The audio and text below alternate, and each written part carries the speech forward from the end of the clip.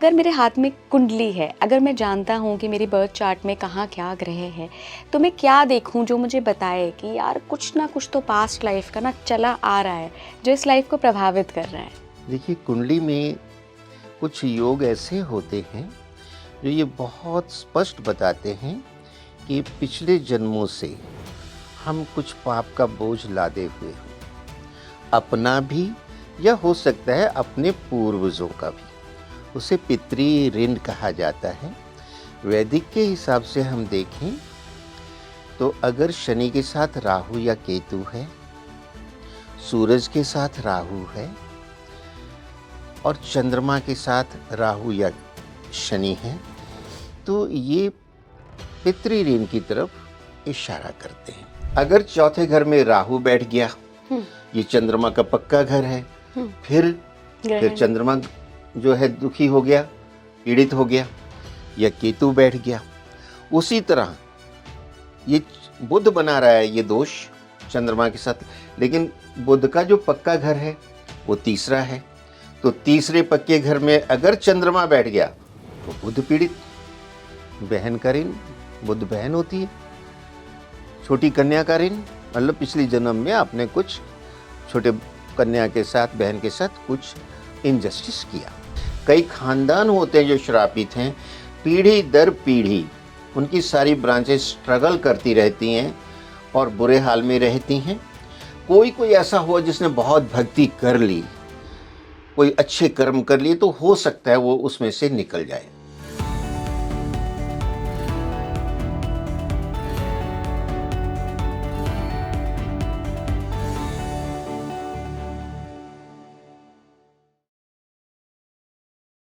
नमस्कार भारत, आप देख रहे हैं स्पीकिंग ट्री। मैं हूं आपके साथ हिला गोस्वामी।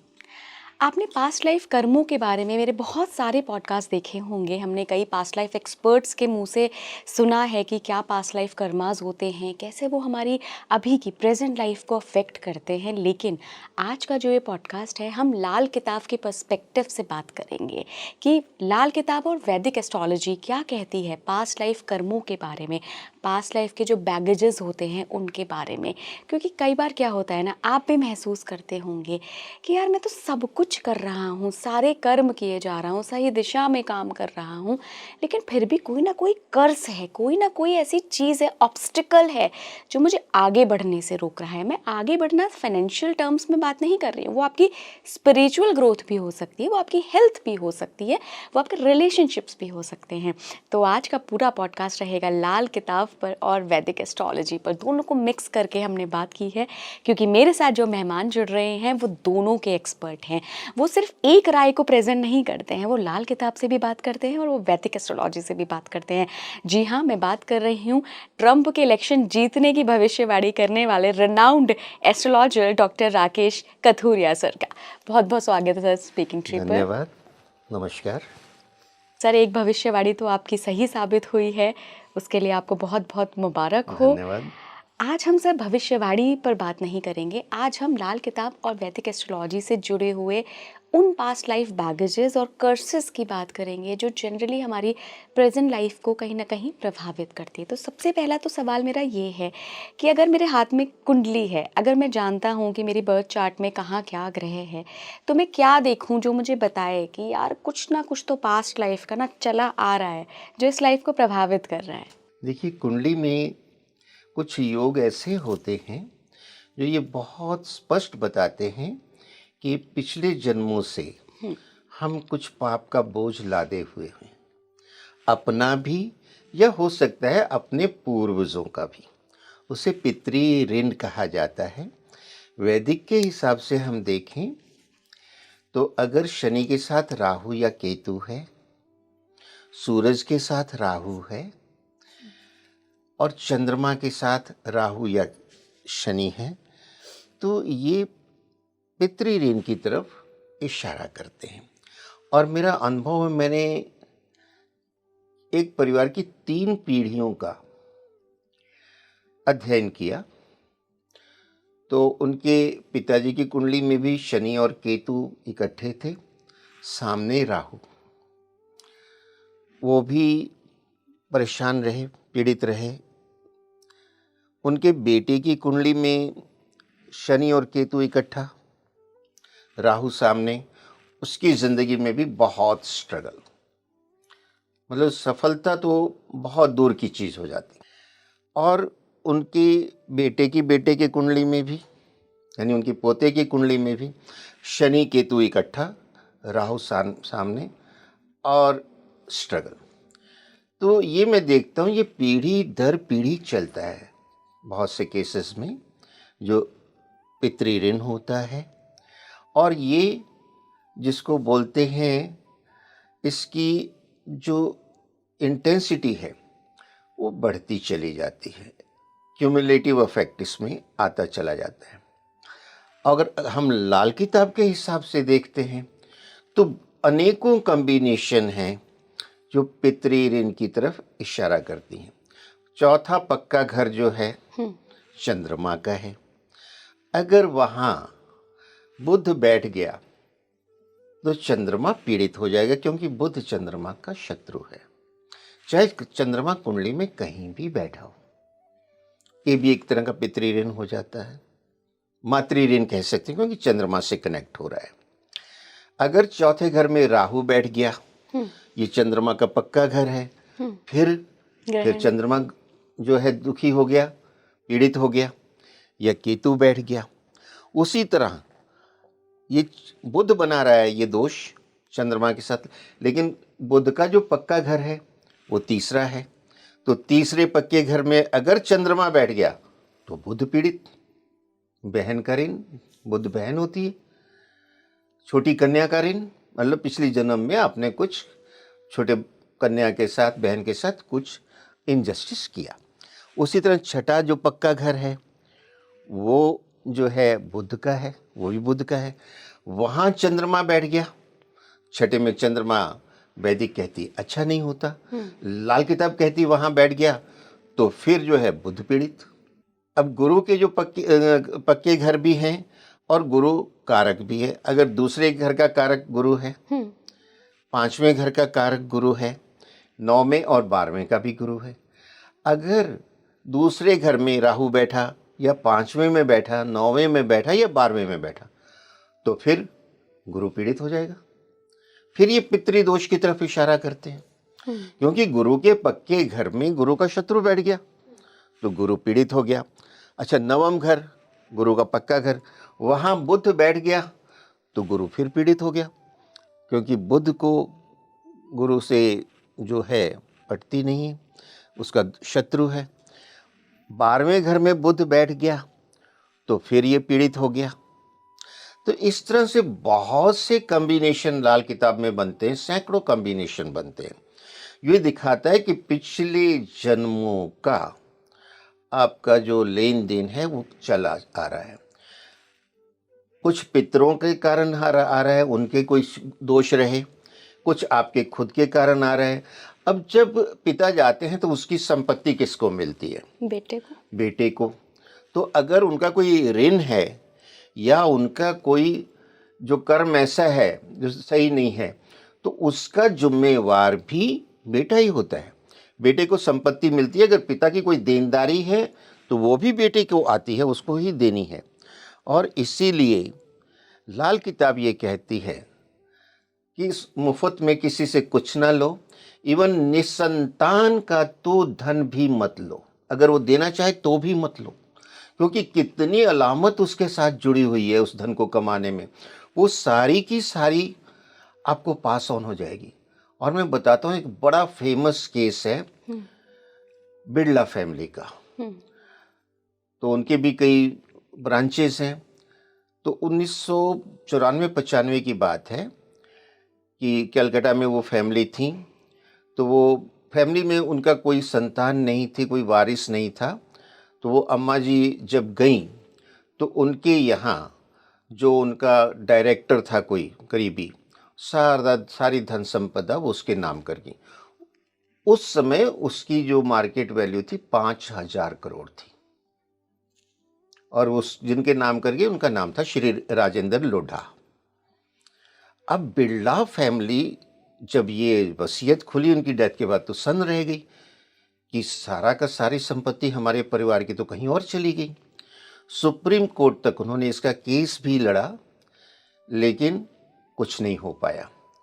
तो ये केस आता है कि निसंतान की संपत्ति उन्होंने ली, जबकि लाल किताब कहती नहीं लेनी चाहिए। और इस तरह से जो कॉम्बिनेशन बनते हैं वो आदमी को सावधान रहना चाहिए।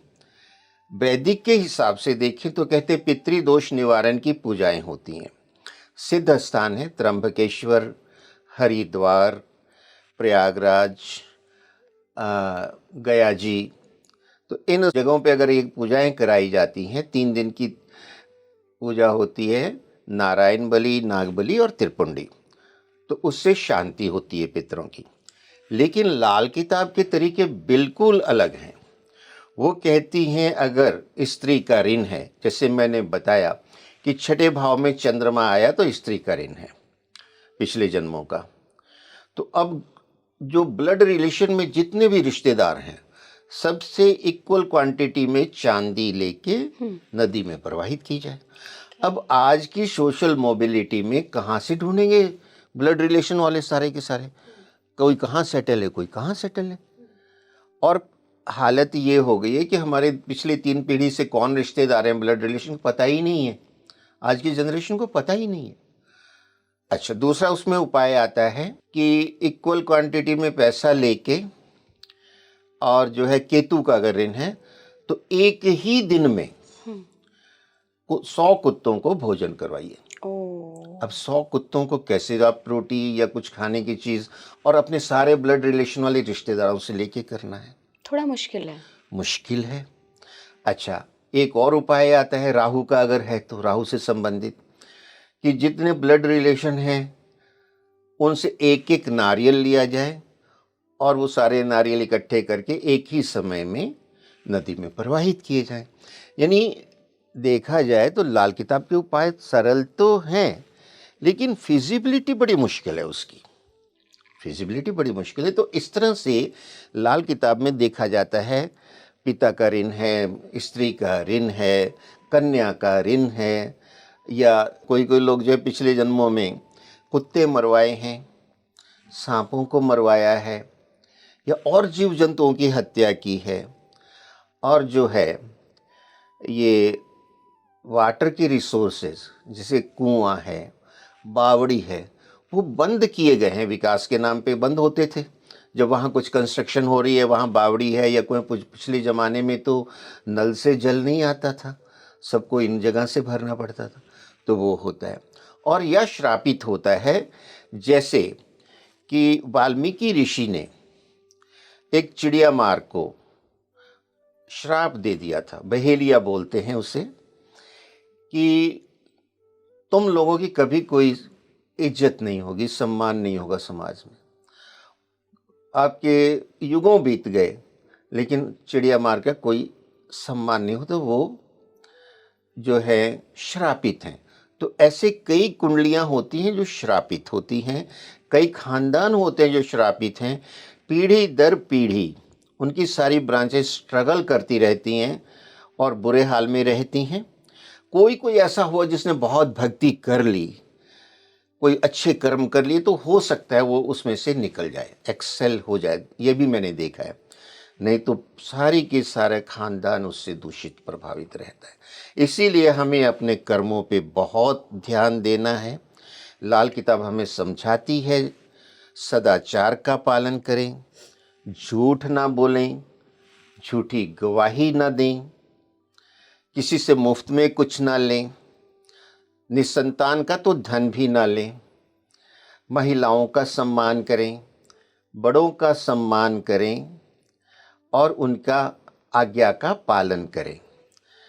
जो जीव जंतु हैं आपके सराउंडिंग में, जनरली गाय होती है, कुत्ता है, कौवे हैं और पक्षी हैं, उनकी सेवा करें, मतलब उनको फूड दें। चींटियां हैं, चींटियों के लिए भी कुछ डालें। अगर हम इस तरह के जीवन यापन करते हैं, किसी को धोखा ना दें, झूठ ना बोलें, तो इससे चीज़ें हमारी अच्छी रहती हैं और अगले जन्म के लिए भी कर्म हमारे अच्छे होते हैं। बचपन में मैं एक गीत सुना करता था, चिठिया हो तो हर कोई बाँचे, भाग न बाँचे कोई, करमवा बैरी हो गए हमार। आप ये देखिए, इस गीत में भी संदेश है, करमवा बैरी क्यों हो गए आपके? आपने कुछ गलत किया है। और गीता में भी भगवान श्री कृष्ण कर्मफल पे बहुत जोर देते हैं। और एक प्रसंग आता है महाभारत में कि जब भीष्म पितामह तीरों की शैया पे थे, उस समय जो है बहुत डेकोरम होता था। रोज शाम को पांडव उनके चरणों की तरफ खड़े होके उनसे ज्ञान लेते थे। तो एक दिन उन्होंने भगवान श्री कृष्ण से कहा, तात, मैंने ऐसा कौन सा पाप किया पिछले जन्मों में? अब बताइए, कर्मफल की बात वो भी कर रहे हैं, इतने सिद्ध ज्ञानी पुरुष, कि मैं तीरों की सैया पे हूं, जबकि उनको इच्छा मृत्यु का वरदान था। कहते यहाँ लेटे लेटे पिछले 72 जन्म मैंने देख लिए, तो कहीं कुछ ऐसा दिखा नहीं। जैसे कहते हैं ना आजकल पिछले जन्मों का रिग्रेशन हो रहा है, तो उनको सिद्धियां थी, वो लोग देखते थे। तो हंस पड़े भगवान कृष्ण, कहते पितामह थोड़ा और पीछे जाइए। तो जैसे ही उससे पीछे वाले जन्म में जाते हैं, हंस पड़े, कहते मुझे इसका जवाब मिल गया। कहते मैंने एक सांप को घुमा के फेंका था, वो झाड़ियों में अटक गया था और वहाँ बहुत कांटे थे, वो लहूलुहान हुआ, उसका हिसाब चुकता हो रहा है। जब इतने सिद्ध पुरुषों ने ये कन्फर्म किया है, तो कर्मफल से तो कोई नहीं बच सकता। भीष्म पितामह ना बचे, और ना भगवान कृष्ण की लीला देखिए, वो खुद भी नहीं बचे। जब उन्होंने बाली को राम के रूप में पीछे से मारा था, तो उसी बाली ने भील का रूप धर के कृष्ण के रूप में जब थे वो द्वारका में, और सोमनाथ मंदिर के पास वो मंदिर है जहाँ वो लेटे हुए थे, और वहाँ उनके पाँव में उन्होंने जहर बुझा तीर मारा। उनको लगा कोई हिरन है और वो शरीर छोड़ गए। जब भगवान अपने शरीर के ऊपर ये लेके लीला करके दिखा रहे हैं, तो फिर कोई संशय नहीं रह जाता। तो कर्मों से जो है कर्मवा बैरी हो गए हमार, वो तभी होंगे जब कर्म आपके बुरे हैं। तो अब बुरे पिछले जन्मों के हैं, उनको अच्छा करने की कोशिश कीजिए कुछ एडिटिंग करके, और जो वर्तमान में हैं उनको तो निश्चय ही आप अच्छा कीजिए। सर, गुरुओं का श्राप होता है एक, कि आपने पिछले किसी जन्म में गुरुओं की या तो बद्दुआ ली है, या कोई श्राप लिया है, या अनादर किया है, या कुछ ऐसा काम किया है जिससे गुरु नाराज़ हुए हैं। मैंने ऐसा सुना है कि जब बृहस्पति की कंडीशनिंग ख़राब हो जाती है, किसी ऐसे भाव में होते हैं या पीड़ित होते हैं कुंडली में, तो गुरु दोष लगता है। ये कॉम्बिनेशन क्या होता है? ये भी होता है। गुरु आपकी कुंडली में नीच राशि में आ गए, मकर में आ गए, या गुरु के साथ राहु आ गया, तो गुरु बहुत पीड़ित होंगी। और गुरु और राहु के कॉम्बिनेशन को गुरु चांडाल योग कहा गया है। चांडाल कोई अच्छा शब्द नहीं है, और पूरे ज्योतिष में एक ही ऐसा शब्द है, एक ही ऐसा योग है जिसमें चंडाल शब्द का इस्तेमाल हुआ। तो यानी ये कितना निकृष्ट है वो आपको नाम से ही पता लग रहा है। और वो पिछले जन्मों में आपने गुरु को पीड़ित किया है, दुखी किया है, कोई अत्याचार किए हैं, तो वो इस जन्म में रिफ्लेक्ट होते हैं। और जैसा मैंने बताया, लाल किताब वो तो ये कहती है कि दूसरा, 5वां, 9वां और 12वां गुरु का पक्का घर और कारक है गुरु उसका। उसमें अगर आपका शनि या राहु आ जाते हैं, तो गुरु कितना भी अच्छा हो, वो पीड़ित हो जाता है, चाहे उच्च का क्यों ना हो। दूसरा, ये कहती है लाल किताब कि गुरु 11वें में हो, राहु बर्बाद, वहाँ की शब्दावली ऐसी है। और अगर राहु 11वें भाव में है तो गुरु बर्बाद शब्द। यानी गुरु चाहे आपकी कुंडली में उच्च का कर्क राशि में क्यों ना हो, अगर राहु एकादश में चला गया तो आपके गुरु के फल खराब कर देगा। तो इस हालत में, इस कॉम्बिनेशन में पता लगता है कि पिछले जन्म में हम गुरु से संबंधित जो भी है गुरु का श्राप लेके आए हैं, और वो स्पष्ट दिखता है, और उसके लिए फिर वही उपाय करने होते हैं। कई लोगों को sir past life memories dreams के ज़रिए रिमाइंड होती हैं। कई लोगों को बहुत अच्छा दिखता है, कई लोगों को अपनी सिद्धियों के बारे में पता लगता है, लेकिन कई लोग ऐसे होते हैं जिनको कुछ बुरे ड्रीम्स आते हैं, वो उनकी डिफरेंट मेमोरीज होती हैं पास्ट लाइफ्स की। तो ये कुंडली में देखा जा सकता है क्या कनेक्शन बैठता है कोई? जी हाँ, जो पांचवा घर है कुंडली का, वो पिछले जन्मों का है, और आपका एक जन्म नहीं हुआ, पता नहीं कितने जन्म हो चुके हैं। बिल्कुल। उसकी कंपाउंडिंग होती रहती है, और वो कंपाउंडिंग इतनी हो जाती है जिसको प्रारब्ध कहा जाता था।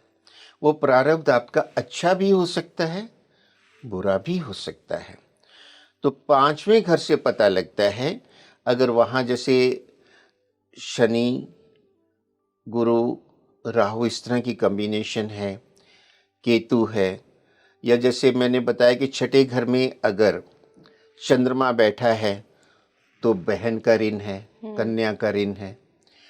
तो ये चीज़ें हमें यहाँ से भी दिखती हैं। हाँ, लेकिन मैंने सुना है कि कुछ लोग पिछले जन्मों को देख भी पाते हैं। तो जो देख पाते हैं उसके लिए उनका दिल जिगरा बहुत मजबूत होना चाहिए, क्योंकि पिछले जन्म के अगर कुकर्म है वो भी वहाँ सामने दिखेंगे। 5th हाउस की हम बात कर रहे हैं। मैंने ऐसी कई कुंडलियाँ देखी हैं सर, 5th हाउस में 4-4, 5-5 ग्रह बैठे हैं।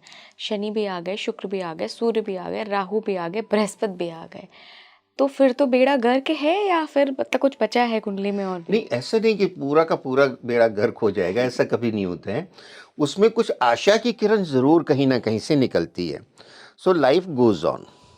पर ये क्या प्रारब्ध है? ऐसा कौन सा काम किया है कि सारे मित्र ग्रह भी, शत्रु ग्रह भी 5th हाउस में एक साथ आके बैठ गए? ये बड़ा अलग सा कॉम्बिनेशन है सर, ये बहुत रेयर ये होता है। ऐसा कॉम्बिनेशन है कि आपने आतंकी हमलों के बारे में सुना होगा, जी। कि अपने शरीर पे बम बांध के गए आत्मघाती, और सैकड़ों लोगों को उड़ा दिया। तो उसमें हर तरह के लोग थे। वो लोग हिसाब चुकता करने आते हैं। मैं एक नाड़ी ज्योतिष के साथ कभी चर्चा कर रहा था, जी। तो किसी की कुंडली में द्वादश भाव में 5 या 6 ग्रह थे, और वो कर्क राशि में थे। तो यही जो सवाल आपने मुझसे किया तो वहाँ किया गया। तो वो तो ये ज्योतिष आज की कैलकुलेशन से तो करते नहीं हैं। उनके पास जो है ऋषि श्रृंगार के लिखी हुई जो नाड़ी हैं, जो ताड़ पत्तों पे लिखी हुई, उसको वो ओपन करते हैं और आपके अंगूठे की छाप से मिलाते हैं। अच्छा। आपसे सिर्फ जेंट्स का राइट हैंड का अंगूठा, लेडीज़ का लेफ्ट का, वो पेपर पे प्रिंट ले लेते हैं, और फिर आपसे पूछते कुछ नहीं है, आपको सब कुछ बताते हैं। ये वैद्येश्वरम करके एक जगह है तमिलनाडु में, इसके लिए खास वो पीढ़ी दर पीढ़ी हजारों सालों से वो ये करते आते हैं। तो उसने बताया कि 12वें घर में कर्क राशि में जो इतने ग्रह हैं वो बहुत साफ इंडिकेट करते हैं पिछले जन्म का इसका कर्म। ये बंदा नाव में सब लोगों को बैठा के ले गया, और एकदम बीच में जाके इसने, और बुरी माल इंटेंशन से ले गया था, नाव को जानबूझ के डुबा दिया। सारे पानी में डूब के मर गए। वो खुद तैराक था, वो निकल आया, वो तो प्लैंड वे में गया था। कहता वो सारे के सारे लोग अब इसकी कुंडली में 12वें घर में कर्क राशि में आके बैठे हैं। कर्क राशि समुंदर होती है, जल है, तो दिखा रहे हैं जल के अंदर डुबा के आए हैं इनको, और वो 12वें में बैठ के इसका हिसाब इस जन्म में चुकता कर रहे हैं। और एक चीज़ बता दूं, जब बहुत से ग्रह सूर्य के पास होते हैं तो कंबस्ट हो जाते हैं, जल जाते हैं। 13 डिग्री के नीचे नीचे जब आते हैं ना, तो वो जलते चले जाते हैं, यानी उनका प्रभाव छिन्न हो जाता है। अगर कुंडली में बहुत से ग्रह, 3-4 ग्रह सूर्य के साथ बैठे हैं और कंबस्ट है, तो ये भी पितृदोष का ही इंडिकेशन है। हाँ, राहु जो है वो खुद कंबस्ट नहीं होता, वो सूर्य के नज़दीक आता है, उसको ग्रहण लगा देता है। राहु जो सूर्य पे भी भारी पड़ता है। तो पिछले जन्मों का कारण तो मिल जाता है कहीं ना कहीं। हमारा ज्योतिष इतना विशाल है कि नाड़ी ज्योतिष उसका जवाब दे देता है। कई लोगों को सिर्फ फेम की, नेम की, कि मुझे मान, प्रतिष्ठा, पद, सम्मान सब कुछ मिले, वो इस दिशा में कार्य भी कर रहे होते हैं, लेकिन फिर भी उनका काम बनता नहीं है। ऐसे बहुत सारे लोग मैंने देखे हैं। तो कई लोग उनकी कुंडली देख के ऐसा कहते हैं कि ये सूर्य की वजह से हुआ है, आपने पास्ट लाइफ्स में कुछ अपने पावर का, पोजीशन का गलत इस्तेमाल किया है। तो सूर्य की ऐसी कौन सी पोजीशनिंग होती है जो इस तरफ इंडिकेशन देती है? देखिए, इसमें मैं थोड़ा सा और एलोब्रेट करूँगा। सबसे पहला होता है आपकी कुंडली में लगन। लगन का स्वामी अगर कमज़ोर है और 6, 8, 12 में गया है, तो ये आपको ट्रबल करता है। हम्म। लेकिन एक चीज़ बता दूं कि अगर आपका मिथुन लगन है हम्म। और आपका लग्नेश कन्या में मूल त्रिकोण में चौथे घर में बैठा है, हम्म। तो बहुत बढ़िया बैठा है। लेकिन वो फल नहीं दे पाएगा, क्योंकि वो चंद्र का पक्का घर है। जैसे ही बुध वहाँ बैठा, चंद्र पीड़ित हो गया। ये बड़े गहरे भेद हैं, बड़े गहरे कॉम्बिनेशन है, इनको जिंदगी बीत जाती है। ये कोई कहे मैं प्रकांड हो गया तो बड़ा नहीं हो सकता गलत होगा ये कहना। 100 जन्मों में भी कोई प्रकांड ज्योतिष नहीं बन सकता है। तो ये कारण हो जाता है कि अच्छा भी बैठा है तो भी। फिर सूरज मान सम्मान का कारक है, गुरु भी मान सम्मान का, ज्ञान का कारक है।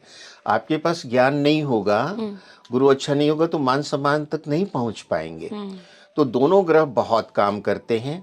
तो गुरु का हमने अभी डिस्कस किया कैसे पीड़ित होता है, और सूरज का भी इसी तरह से हम कह सकते हैं। अगर सूरज राहु के साथ है, शनि के साथ है, तो पीड़ित हो गया, तो फिर वो अपने फल नहीं दे पाएगा। तो ऐसा बंदा बहुत ज़्यादा राइज नहीं कर पाएगा, राज दरबार में या बड़ी पोजीशन ले जाए, नहीं हो पाएगा। एक और कॉम्बिनेशन आता है सर, 6, 8, 12 को हमेशा खराब हाउसेस मानते हैं। हालांकि इसमें भी कई सारी थ्योरीज हैं, पूरी कुंडली देखनी पड़ती है।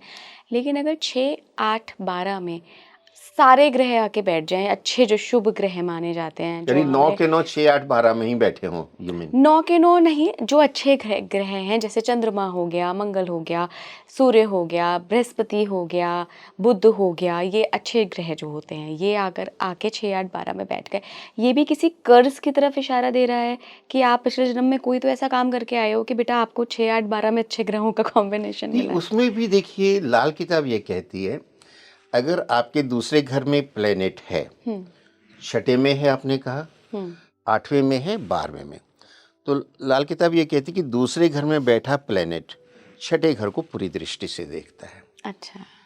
अब बिलियर्ड को इमेजिन कीजिए, छठे घर में बैठा हुआ प्लेनेट 12वें को पूरी दृष्टि से देखता है, और इन टर्न 12वें घर में बैठा हुआ प्लेनेट 8वें घर को पूरी दृष्टि से देखता है।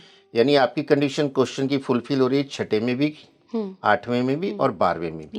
लेकिन सेकंड हाउस में भी बैठा हुआ है। लाल किताब से चल रहा हूँ, अगर ये मित्र ग्रह हैं, अच्छे ग्रह हैं, तो बहुत शुभ प्रभाव मिलेंगे आपको। तो फिर वहाँ वैदिक फेल हो जाती है इंटरप्रिटेशन में कि क्या हो रहा है, 6, 8, 12 और दूसरे में बैठा है, क्योंकि फिर दूसरे का छठे को देखता है, छठे का 12वें को देखता है, 12वें वाला प्लेनेट 8वें को देखता है, और 8वां पलट के दूसरे को देखता है। चारों में दृष्टि संबंध ऐसा आता है, और ये दोस्त हैं आपस में, तो कहते हैं ना आंखों ही आंखों में इशारा हो गया। ऐसा इशारा होता है कि वो आदमी हर जगह सक्सेस पाता चला जाता है। वैदिक वाला सिर पटक लेता है, यार सारे छठे में 2 ग्रह, 2 8वें में, 12वें में भी राहु बैठा है, ये क्या तमाशा हो रहा है, ये तो हिसाब से बर्बाद होना चाहिए बंदा, और बंदा तो सफलता की सीढ़ियाँ ही चढ़ता चला जा रहा है। उसी तरह लाल किताब का एक योग होता है, लगन में ग्रह बैठा हो, अष्टम में कोई ग्रह बैठा हो। अब दोनों में षडाष्टक है। लाल किताब खुद कहती है कि अपने से अष्टम में बैठे हुए ग्रह को दूसरा ग्रह पीड़ित करता है, यानी लगन वाला ग्रह अष्टम में बैठे को पीड़ित कर रहा है। अब इसको आगे एलोब्रेट करती है लाल किताब, 11वें में भी कोई ग्रह बैठा हो, यानी लगन में, अष्टम में और 11वें में, तो क्या होगा, लगन के का ग्रह जो है बॉडी का काम करेगा, अष्टम में बैठा ग्रह उसकी आंख का काम करेगा, और 11वें घर में बैठा ग्रह उसके पैरों का काम करेगा। और ये तीनों अगर आपस में मित्र हैं, फॉर एग्जाम्पल लगन में सूरज बैठा है, 8वें में गुरु बैठा है, और 11वें में मंगल बैठा है, तीनों मित्र ग्रह। भाई उसकी सफलताओं की तो कोई सीमा नहीं रहेगी। अब फिर यहाँ वैदिक कहेगी यार ये अष्टम में बैठा है और समझ नहीं आ रही अष्टम में कैसे बैठा है। अच्छा चलो क्रूर ले लो, लगन में राहु बैठा है, शनि अष्टम में बैठा है, तंग करेगा, षडाष्टक हो गया दोनों का। लेकिन दोनों का पक्का दोस्त बुध जो 11वें में बैठ गया, अब सही कर बात दिया। करो क्या सफलताएं मिलेंगी, क्योंकि लगन बॉडी है, 8वें में बैठा उसकी आंखें हैं और 11वें में बैठा टांगे हैं। जब आंखें पूरी खुली और बॉडी पूरी स्ट्रांग है, बंदा दौड़ता चला जाएगा, मैराथन तो जीत ही जाएगा। यहाँ तक गहराई है इसमें। तो हम जो है कहीं भी किसी को पूर्वाग्रह से किसी घर को ना लें, किसी ग्रह को ना लें। अगर वैदिक से देखेंगे तो जो हमारा मोक्ष त्रिकोण है उसमें जो द्वादश भाव है वो उसका मूल त्रिकोण है, 9वां घर है। यानी मोक्ष त्रिकोण का धर्म स्थान द्वादश भाव है, तो मोक्ष की गारंटी होने लग जाती है द्वादश के ग्रहों से। अष्टम के ग्रह उसका पंचम भाव है, क्योंकि उसका केंद्र चौथा घर है मोक्ष त्रिकोण का। तो वो कमाल होने लग जाती है कि बंदा पता लगा कि उच्च कोटि का संत हो गया। और संतों के चरणों में लोग कैसे झुकते हैं, बड़े बड़े उद्योगपति फेल हो जाते हैं, वो वहां जाके झुकते हैं। तो वो त्रिकोण अगर काम कर गया तो वो गजब कर जाता है। ग्रह तो 8वें और 12वें में बैठे हैं। सर, पॉडकास्ट की शुरुआत में आपने बताया था कि शनि और केतु जब साथ में आते हैं तो भी एक तरीके का कर्स दोष लगाते हैं। हाँ जी। लेकिन मान लीजिए कि अभी तो हमें कुंडली में शनि केतु का योग एक दोष दिख रहा है, लेकिन वो व्यक्ति पिछले जन्मों से कुछ ऐसा संन्यास योग लेकर आया है या ऐसी आध्यात्मिक शक्तियाँ लेके आया है, क्योंकि जब शनि और केतु साथ आते हैं तो कहीं ना कहीं व्यक्ति को आध्यात्मिक उन्नति भी देते हैं, एक डीप नॉलेज भी देते हैं अकल्ट की, संन्यास की, जो हमारे जितना स्पिरिचुअलिटी है उसकी। ऐसा मैंने सुना है कि शनि केतु योग अच्छा होता है, और अगर मीन राशि में बन गया, लास्ट राशि है पाइसेस, तो बहुत ही बढ़िया होता है। लेकिन व्यक्ति की ख्वाहिश है खूब सारा पैसा कमाना। अब वो लेके बैठा है संन्यास योग जो उसको स्पिरिचुअलिटी में उन्नति देगा, लेकिन उसकी ख्वाहिश है तो उसको तो वो कर्ज लगेगा। तो ये भी एक तरीके से बहुत टिपिकल हो जाता है। आपका बिल्कुल सही है कहना, क्योंकि ऐसे लोगों को मैंने देखा है जिनका शनि केतु इकट्ठा होता है, उनको तंत्र विद्या में बहुत शौक होता है, तंत्र में जाना चाहते हैं, उसको समझना चाहते हैं, रहस्यमय चीज़ों को समझना चाहते हैं, और उनमें धीरे धीरे विरक्ति भी होने लग जाती है, वो स्पिरिचुअलिटी की तरफ झुकते हैं। ये बिल्कुल सही है। ये इसका जो है एक प्लस पार्ट है। फिर मैंने पहले भी बताया कि भक्ति करने के लिए बाकी चीज़ें छोड़नी होती हैं, उसके बहुत दमखम चाहिए। अगर हर सिक्के के दो पहलू हैं, अगर आप भक्ति की लाइन में आगे बढ़ना चाहते हैं तो ये आपके लिए ब्लेसिंग है, शनि केतु का साथ होना। तो डिटैचमेंट दे जाएगा और आप जो है भक्ति मार्ग में आगे बढ़ जाएंगे। और मीन राशि ये काल पुरुष की अंतिम राशि है, तो अंत के बाद क्या, मोक्ष ही है। तो उसकी तरफ ये आपको अग्रसर करेगा।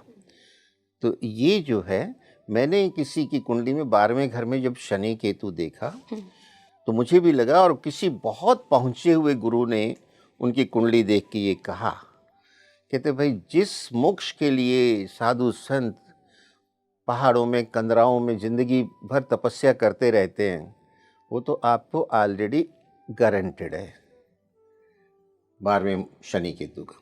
ये कुछ कुछ अपवाद होते, लेकिन आप भौतिकता की तरफ बढ़ोगे तो वो आपको नहीं बढ़ने देता है। सर, हम पास्ट लाइफ के बैगेजेस की बात कर रहे हैं, पास्ट लाइफ के कर्मों की बात कर रहे हैं। तो एक होता है इंडिविजुअल कर्मा, एक होता है कलेक्टिव कर्मा, एक होता है पितरों का कर्मा। तो हमें क्या इस लाइफ में प्रभावित कर रहा है, ये कैसे पहचानें कि ये मेरे अपने कर्म हैं जो मैं पिछले जन्म में करके आया हूँ और अब यहाँ पे भुगत रहा हूँ, या उसका लेसन ले रहा हूँ, या ये मेरे पीढ़ियों में कुछ ऐसा कर्ज लगा हुआ है, ये कैसे हम पहचानें? ये बहुत क्लियर होता है।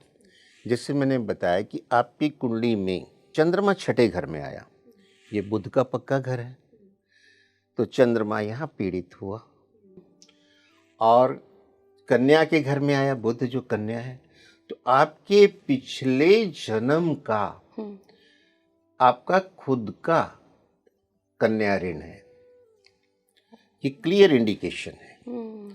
लेकिन आपकी कुंडली में शनि और राहु इकट्ठा है, तो राहु क्या दिखाता है? आपके दादा परदादा को, हम्म, पूर्वजों को इंडिकेट कर रहा है। और शनि कर्म फलदाता है, यानी पूर्वजों के कर्म को डायरेक्ट आपको रिप्रेजेंट कर, ये आपका नहीं है, ये पूर्वजों का है। शनि राहु का जो कॉम्बिनेशन आया, तो ये बहुत क्लियर पता लग जाता है।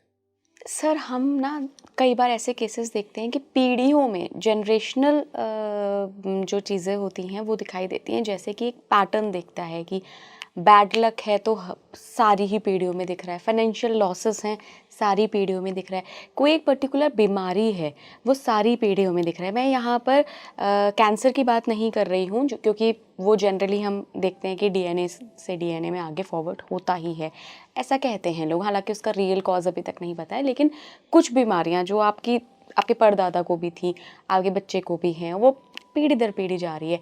ख़ास करके जो फाइनेंशियल लॉसेस होते हैं कि बिजनेस बच्चा भी कर रहा है, नहीं सक्सेसफुल हुआ, दादा ने भी किया नहीं सक्सेसफुल हुआ, बाप ने किया नहीं हुआ, तो ये किस तरीके का कर्ज है?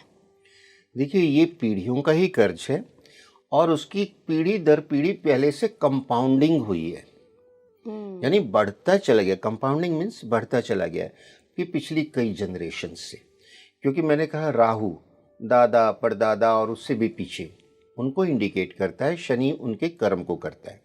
या राहु के साथ सूरज आया तो सूरज भी क्या है? राजा है। और आपके घर के जो प्रधान हैं, मुखिया हैं, वो भी अपने घर के राजा हैं।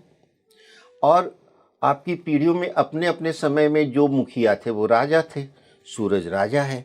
तो सूरज के साथ भी जब राहु आता है तो वो इसी को इंडिकेट कर रहा है कि ये पूर्वजों का ही लेना देना है जो आपको चुकाना पड़ेगा, और उसकी कई पीढ़ियों से कंपाउंडिंग हो रही है, चुकता तो हो नहीं रहा।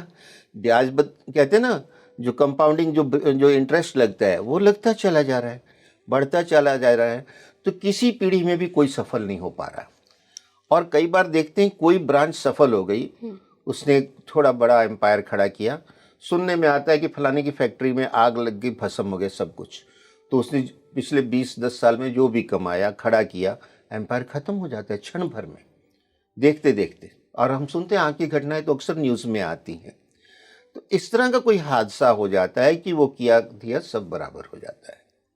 कार्मिक रिलीज कैसे करें सर? क्योंकि हमने डिस्कस तो कर लिया, सबने अपनी अपनी कुंडलियाँ उठा के अभी तक देख भी ली होंगी, हालांकि ये उनको डिस्क्लेमर है कि हम यहाँ पर सिर्फ एक बहुत छोटे रूप में बात कर रहे हाँ हैं। जी, एस्ट्रोलॉजी जनरल। बहुत बड़ा सब्जेक्ट है, आप अपनी कुंडली में एक योग देख के मत मानिएगा कि आपके ऊपर कोई पास्ट लाइफ का कर्ज है या बैगेज है, एक आइडिया के लिए यहाँ पे बातें हो रही हैं।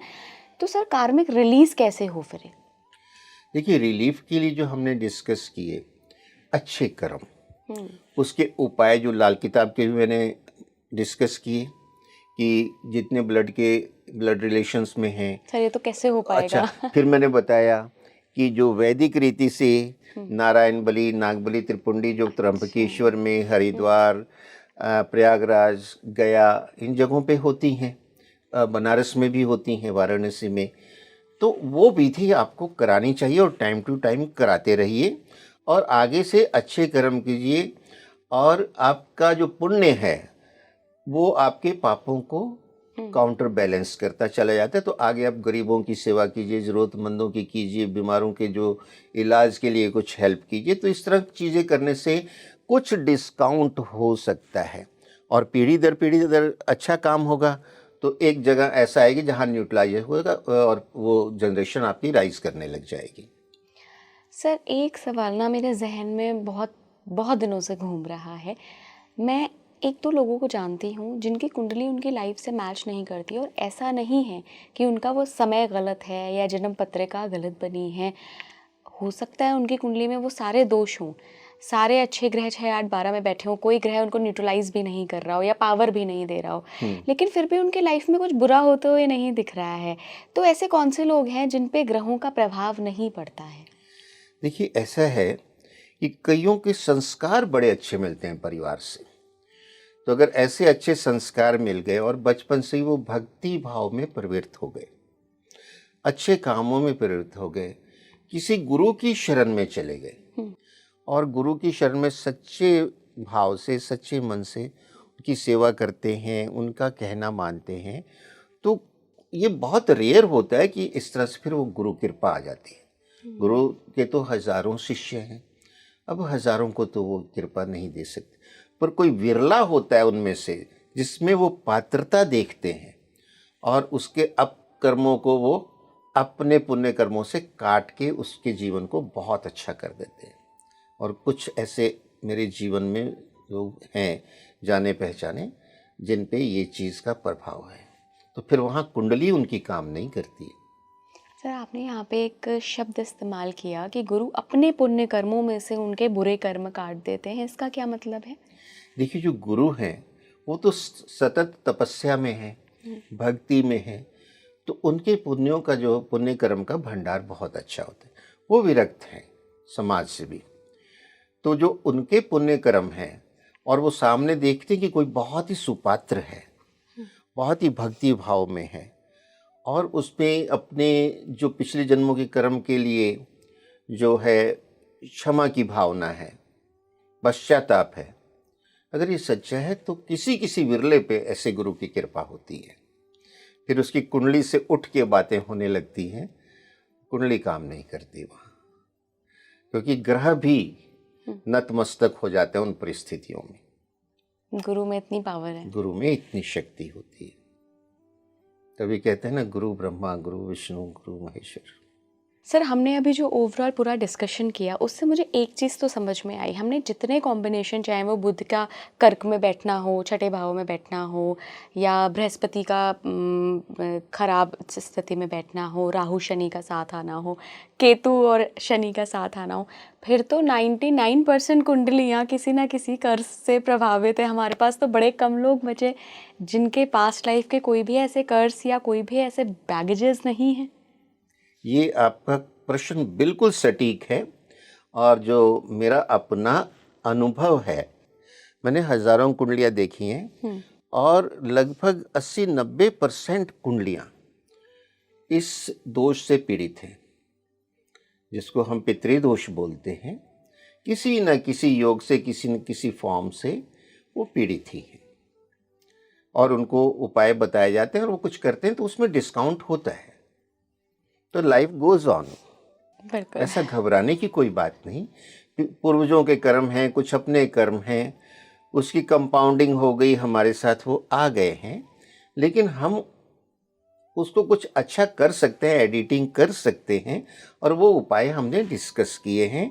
तो निराश होने वाली कोई बात नहीं। किसी एक योग को देख के आपकी जो लाइफ चल रही है उसको अच्छा किया जा सकता है। जो हमने अच्छे अच्छे आपको उपाय और सुझाव दिए हैं उनको पालन कीजिए, जीवन आनंदमय और सुखमय हो सकता है।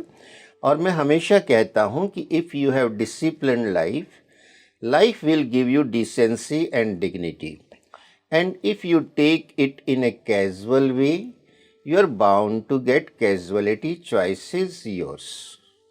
बिल्कुल बिल्कुल, बहुत बढ़िया लाइन से आपने एंड किया है पॉडकास्ट। बहुत बहुत धन्यवाद सर। आपका भी बहुत बहुत धन्यवाद। आखिर में आप सभी से मैं बस इतना ही कहूँगी कि उपाय कर लीजिए, उसमें कोई बुराई नहीं है, लेकिन उपायों के साथ, जैसा सर ने भी कहा, गीता में भी लिखा है, कर्मों पर ध्यान दीजिए। कर्मों को देखिए कि आप क्या कर रहे हैं, क्योंकि सिर्फ ऐसा नहीं होता कि आप जो हाथ से काम कर रहे हैं, शरीर से जो काम कर रहे हैं वही मायने रखते हैं। अगर आप मन, कर्म, वचन तीनों से बहुत अच्छे हैं ना, तभी आपके कर्म बहुत अच्छे माने जाएंगे। तो अच्छे कर्म करते रहिए, लोगों का भला चाहिए, खुद का भला चाहिए, स्वस्थ रहिए, प्रसन्न रहिए और जुड़े रहिए स्पीकिंग ट्री के साथ। नमस्कार।